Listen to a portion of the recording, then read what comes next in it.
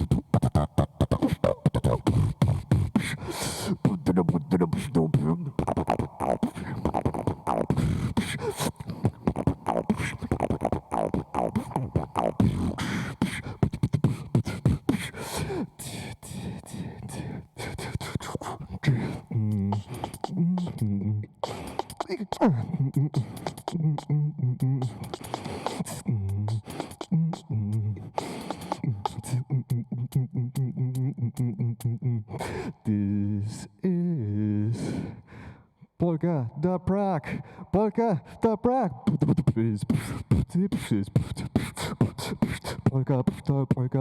PolkadotPrague. This is no you. Polkadot. Yeah. Powered by Polkadot and parachain.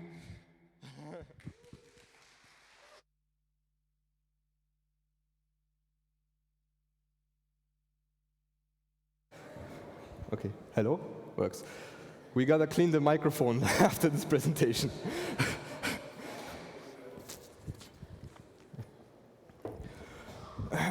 Okay, so now let's get into the actual presentation. It's going to be a bit more technical, so I'm talking about how to migrate parachain. And the question we're trying to solve here is, like we have this setup, we have two relay chains. One could be called Zama, relay chain A, and one could be Polkadot, relay chain B.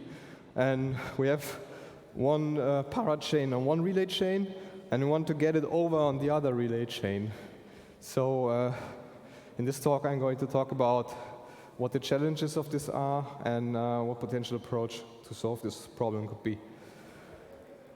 So there's one approach, that's the copy data approach.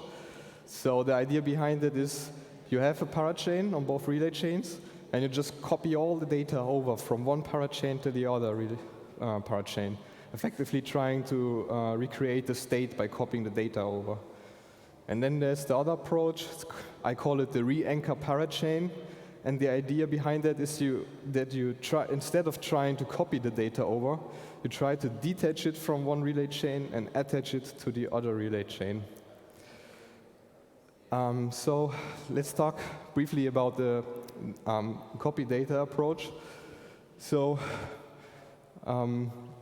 we read all the data from the source chain, we modify the data to match it the context we put it into, and then we sequentially write it to the target chain. That's the approach. But there's a big problem with that. We have a limited execution time per block. There's only so much computation you can do every block. And you cannot copy all the data in that time. So the problem is that you cannot copy all the data atomically, which effectively results in the situation that you might run into an inconsistent state and completely break your chain, because during multiple blocks, there are things like hooks that run regularly that change the state. So it's a very risky approach and also very complex. Let's forget about this one and move on to the next approach, the Reanchor approach. So the relay chain depicts the state of the parachain by the complete state of the parachain by two things. One is a hash, a state hash that consists of the previous block hash, extrinsic hash, and the state hash of the current block. Having this information, you can verify if the given state is indeed a correct one at any time. And you have the runtime code. This is actually a state transition logic, which is the code that tells you how to get from one state to the other.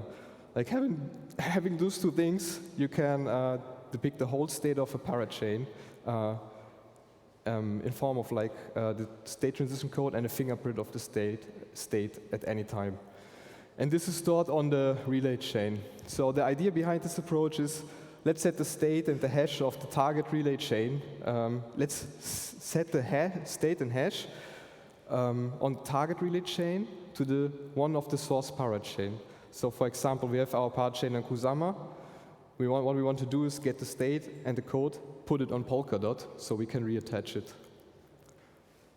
At this point, shout out to Kilt, because they have been the first ones who do a migration, who did this migration last year, and they actually did the intellectual work there to find this approach, probably together with Parity. So shout out to Kilt. And they were so kind to share this with us. So this gave us a good starting point. And this is the Reanchor approach, like depicted in a sequence diagram. Just to go briefly over it, we have the source parachain, for example, living on Kusama. We have the target parachain you want to have on Polkadot, which is initially just an empty parachain, and you have the target relay chain, which is Polkadot. So what we have to do is the source parachain adjust the configuration of itself to match the context it will get migrated to. It does stop its own block production. I will shortly tell you why this is necessary. And then the target parachain, the empty parachain on Polkadot in this case, sets the state and the code on the target relay chain on Polkadot to the one of the source parachain when the block was stopped. At this point, the target parachain just dies off, and we can simply connect the source parachain to the target relay chain, which will then start produce blocks, because its context is now available on the target relay chain, and all the necessary configuration was already applied previously. So there are some challenges with this approach. One challenge is you need a plan B. I mean, if you mess up, your chain probably is bricked, it won't produce blocks, and we all don't want it. Then you have to align the state, because you're getting from one context, the Kusama context, for example, into another context, the Polkadot context. You have to halt the chain, and we want to avoid like that forks happen, that we have multiple parallel instances of our chain, and we want to avoid having double spends, which means somebody did buy something, paid for it, and then at a later point in time they will have the same money back in their wallet. We want to avoid that as well. You have to overwrite the state in the code, which obviously is also a critical operation, because if you mess that up, your chain is bricked. And the last step is connecting the source relay chain to the target relay chain, which is the last challenge. I will go now through each of those step by step and explain how we can solve that problems.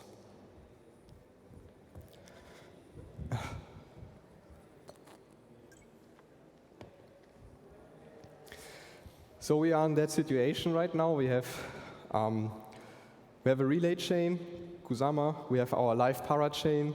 We have another relay chain, Polkadot, and we have a shell parachain. Shell parachain is just an empty parachain that's able to function to produce blocks, and that allows you to upgrade the runtime, the state transition logic.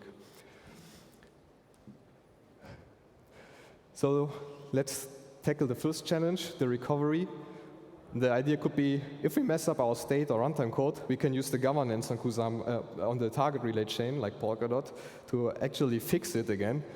Yes, this is possible, but the problem is it's extremely slow.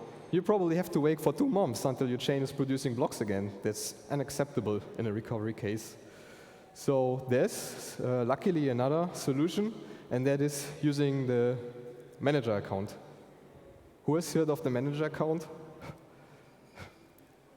Yeah, I didn't know about this too until I had to do this stuff.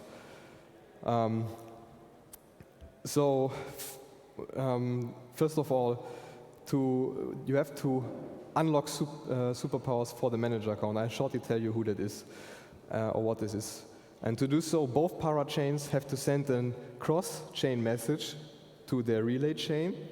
So your source parachain sends it to Kusama, for example, and your shell parachain sends it to Polkadot to unlock the manager account. And the respective relay chain then gives the superpowers to the manager account, which is this happy smiley there in this powerful box. Don't ask me why it's blue. Maybe it's a Smurf or something, I don't know. So who's the manager? It's the account that registered the parachain ID using the register reserve call. So when you want to become a parachain on the relay chain, you first have to register a parachain ID. Then you provide an initial state and runtime logic, state transition logic, so it can get started. And the account that actually registered that parachain ID, he's the manager. And once you unlock the manager, it gets incredibly powerful because the manager can then set the current parachain state on the relay chain. Which means he can basically he can basically determine the state of the parachain at any given moment. He can give any account other balances. He can change anything essentially. He can also set the parachain's current code on the relay chain, so he can define how to transition from one state on another on the parachain. And given those three things, he can do anything with the parachain. So he has God powers when he's unlocked. Then he can swap slot leases to another parachain, which means he can exchange the permission over a given duration to produce blocks on a relay chain with another parachain. And he can lock the parachain again, which means he removes the superpowers from himself again, which I highly encourage every parachain to do after the migration, because this is a single point of failure, obviously. So the next, once you have unlocked the manager on both relay chains, the source and the target relay chain, you can already recover your chain in case of disaster. So a lot of pressure is lifted now. Now you can actually start the migration. And the first thing is that you have to align the state of your source parachain to match the context of the target relay chain. And some configurations values depend on the relay chain. And you have to currently determine those and adjust them. And they might differ from context to context. So I can't give you like a formula, adjust this, and it will be it. It's case by case. But for Zeitgeist, for example, we had to adjust the parachain ID in the parachain info palette, which is used to retrieve information of this parachain. We have to adjust the downward message queue head, so basically the hash that depicts the state of the messaging between the relay chain and the parachain. We had to adjust the horizontal message passing hash, so the hashes for the horizontal communication between parachains. And in our case, we also used the Nimbus consensus framework, so we had to adjust the highest slot scene, which is the latest block of the relay chain the parachain produced the block on. Those are just our case. Those were just the correct values in our case. In other cases, they might differ, so take your time to carefully determine those. Then the next step is halting the chain. Like there are 3 approaches I'm aware of. One approach is the intrinsic halt, and you can see a condition down there. It basically says the MQ heads, so the communication hashes between the chains, they have to be, if they are unequal for the new parachain ID and the old that you changed on the source parachain, then your node will just panic and it's halted inherently. This is not given in any case. You could, I don't know, it's 2 times 0.1. Sorry for that. Then there's the second solution. You can halt it by transferring the slot leases, which means you just give away the permission to produce blocks from your parachain to another para thread that you also own. So technically you would be able to produce more blocks, but you withdraw the permission to do it from yourself to another para thread. And this costs money because you have to put a deposit on the relay chain. So also not ideal. And then there's the variant to halt the chain by setting an invalid state on the source relay chain. So basically you say, now I'm on Kusama, I'm a parachain there. The manager account just says the state of my parachain is now a different one, an invalid one. And this will basically make the parachain halt as well. But you can't just set it and hope that it will work. You have to do very careful timing. And actually, I talked with Vlad about this from Subsocial. Suggested this approach. He tried it out, didn't work, but he's like a very clever and determined guy, so he kept working on it and kept working on it. And he eventually found a solution, but I don't know how they exactly work. I just know it requires a lot of great timing. If you need that solution, get the contact information from Vlad from Subsocial and just spam him that he should extend the migration document. Okay, shout out to Subsocial at this point. So now you have adjusted the state on your source parachain. You have set recovery. You have adjusted the state on your source parachain. You have halted it. It's dead by now. It doesn't produce any blocks. It's prepared for the migration. Now we move to the other side, to the target relay chain, in that case Polkadot, and your shell parachain. And we prepare actually moving it over to Polkadot. So what we have to do now is to get the state of the halted parachain, the source parachain, on Kusama in this example. You can see the query here, how to get it.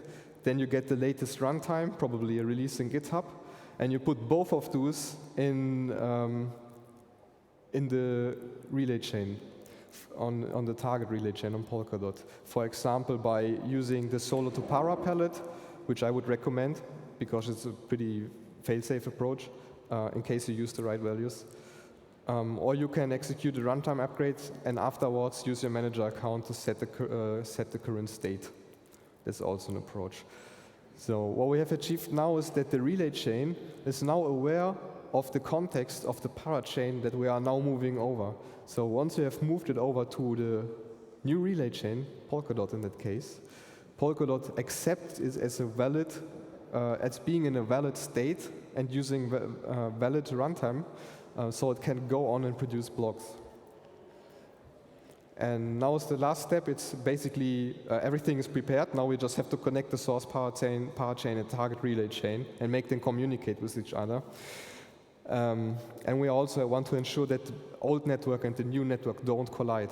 So you can see, like every chain has a file. It's called the chain specification file, and it contains a lot of information, including Genesis hash, the name, and I've created a snippet of this file here.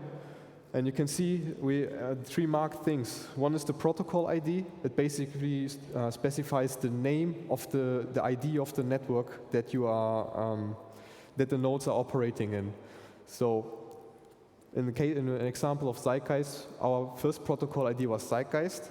So every node, like when they connected to each other, they were asking, hey, is your ID Zeitgeist? And if both agreed, then they started actually talking with each other and cooperating and producing blocks and exchanging information.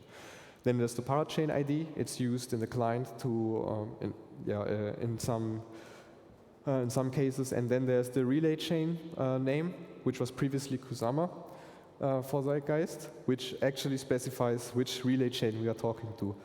So what you do is you adjust those values in the chain spec, just use a different unique protocol ID, so you span a new network, use appropriate parachain ID on the target relay chain, Polkadot in this case, and specify the correct relay chain name, put it into a client, make a release, give it out to everybody, and boom, your parachain all of a sudden connects to the target relay chain under a new network. So let's do a recap of all the single steps. So first of all, we ensured that if we mess up, we can quickly recover. We used it by unlocking the almighty manager account for both parachains.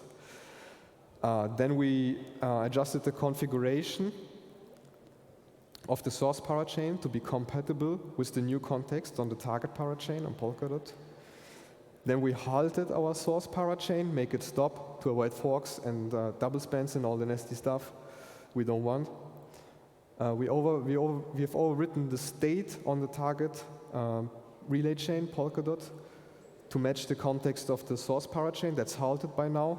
And lastly, we connected the source parachain now with the target relay chain and make them communicate so block production can go on. And yeah, this is, let's take a moment for a breath because this is quite difficult stuff.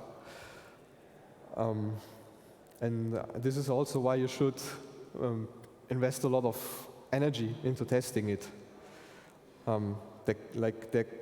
There's a big problem with testing, and it is that this operation is so complex and it depends on the context you execute it in, that you can't just simply create a simple test environment, an empty test environment, and hope that everything will be exactly the same in production.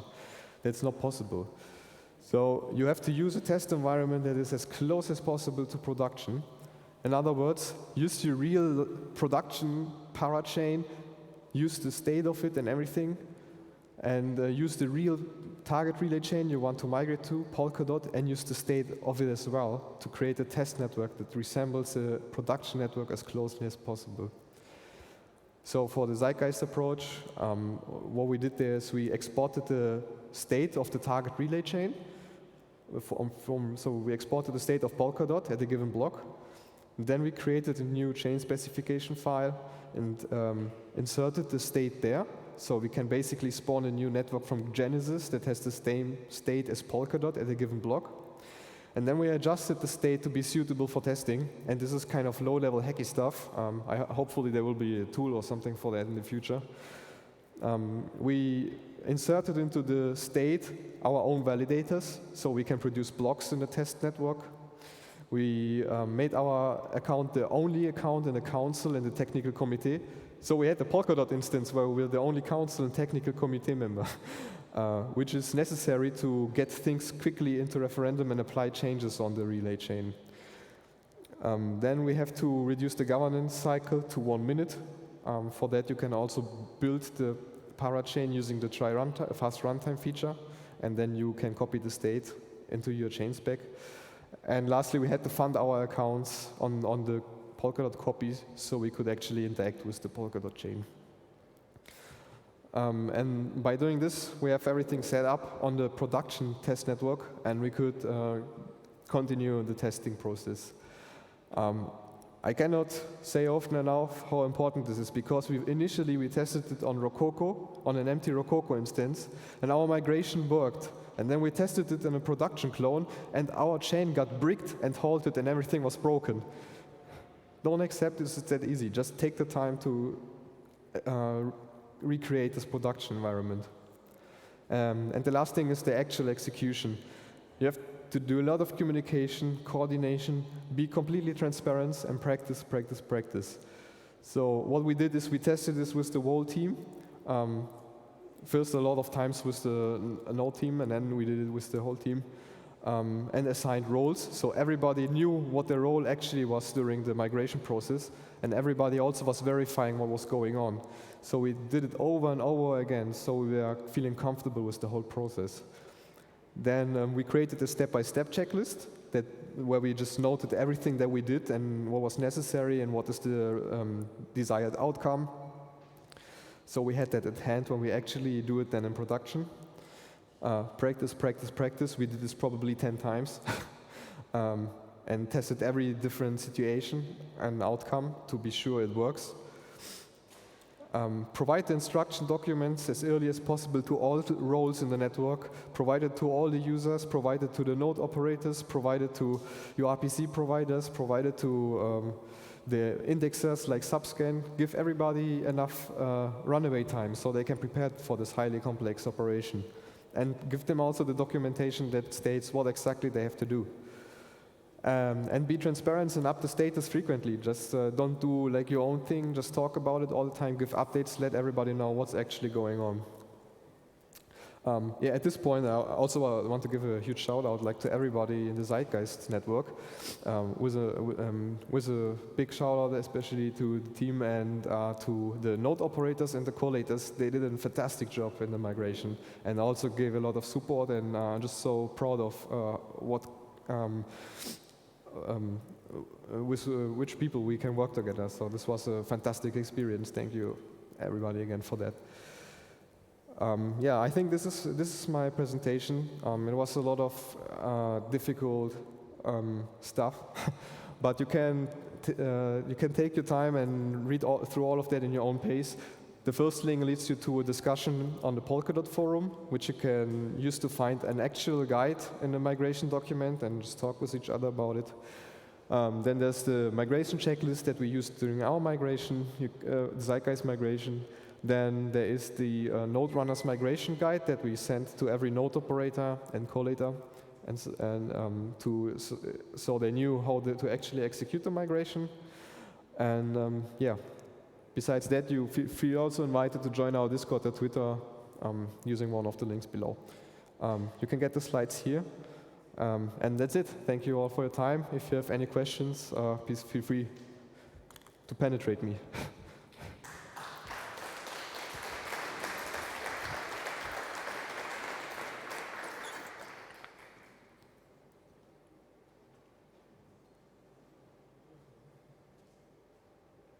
If anything comes up after some time, or if you are going through the process, you can also contact me. I'll try my best to help you out there. Thank you for the presentation. This is not a technical question, but since this was so hard, why did you migrate to Polkadot? Yeah, that's an excellent question. And I think every team should actually consider this and talk about it, because it's also a very costly procedure. So Zeitgeist went through many stages. It was first a standalone chain, then we had our custom relay chain, then we went on to Kusama, and on Kusama we operated for 1 year. And after some time we had a node retreat in Italy, and we were actually bringing up the idea to migrate to Polkadot. So why would we want to do this? One reason is we felt like Zeitgeist as a protocol was maturing, and like the fast-paced, chaotic environment of Kusama didn't match like the level of maturity that we are slowly moving into. So it seems like a more stable and slowly evolving network like Polkadot would be a better match for this stage of maturity of the protocol. And then there's also like the other thing, like liquidity is an obvious thing. I mean, you migrate to Polkadot, you can use a dot on your own chain or any project that's on Polkadot. So there's much more liquidity available. And I think those were the two main reasons. There have been a couple more minor reasons, but I think those are the big reasons. Great question. It's an important one.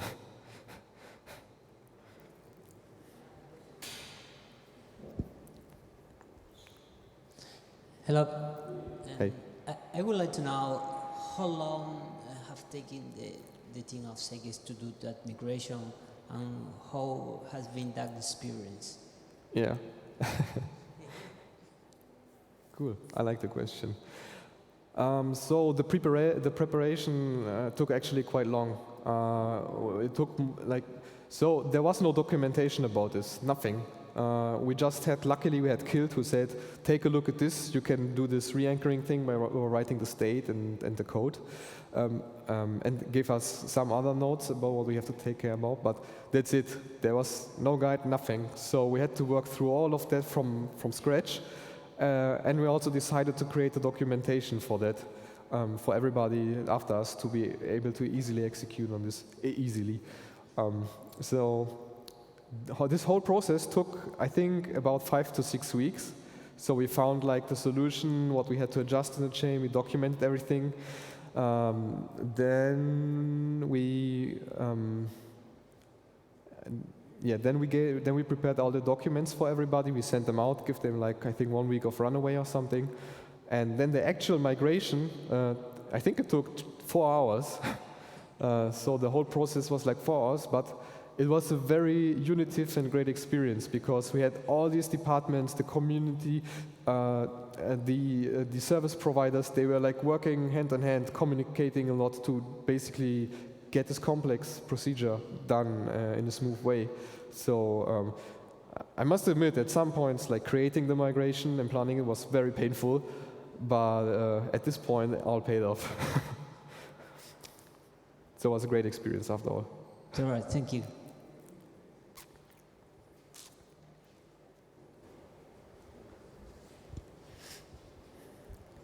Yeah, my question is about the manager account. I heard it the first time today, and I wondered, because back in the days when the parachain slot auction started, I guess it wasn't possible yet to use a pure proxy or multisig for the manager account. So I guess that's all standalone accounts. And wouldn't this be an attack vector to just overwrite the state when the manager account just needs one-side communication to the relay chain to unlock the superpowers and then overwrite the state? Absolutely. It's a very good point. You have to be extremely cautious because the manager account is a single point of failure with immense superpowers.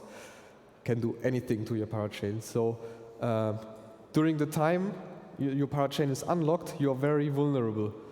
If somebody compromises the manager account key, and if it's just one key and nothing more, like you said, like a proxy or multisig, which is also recommended to do for a manager account, then during that time your parachain is highly vulnerable and you can just get taken over. So ensure like to use mechanisms if possible like multisig or proxy as you suggested to enhance the security, but also ensure to keep the period during which your parachain is unlocked as short as possible. So you unlock it, you do the migration, you lock your parachain. That's the ideal path. Yeah, thanks. Do you think it would be possible to swap out the manager account later? So for example, swap the simple account for a pure proxy? Yeah, that's also a great question. I think I'm leaning out of the window here. I have to verify what I say now. But as far as I'm aware of, if the manager account is lost, you're screwed. And you have to use governance on the relay chain to actually restore it to something. And how do you prove that you are actually the owner or somebody who is who's allowed to do that? It's another question. But as far as I know, there's no mechanism in place, and you have to go through the slow governance cycle to reassign it. Maybe it could be taken from the parachain slot lease extension when a project renews the slot and then swaps out the account. That could be a measure to prevent this. What is the parachain slot lease extension? I mean when the slot lease expires and the parachain swaps the para ID for a new one they just obtained to extend the parachain slot, then I guess at that point in time it could be possible to swap out the manager account. Yeah, I think you can't swap the manager, but yeah, you can technically swap it by swapping leases to another parachain where you have access to the manager account. I think that would be one approach. Yeah, thanks. Good questions.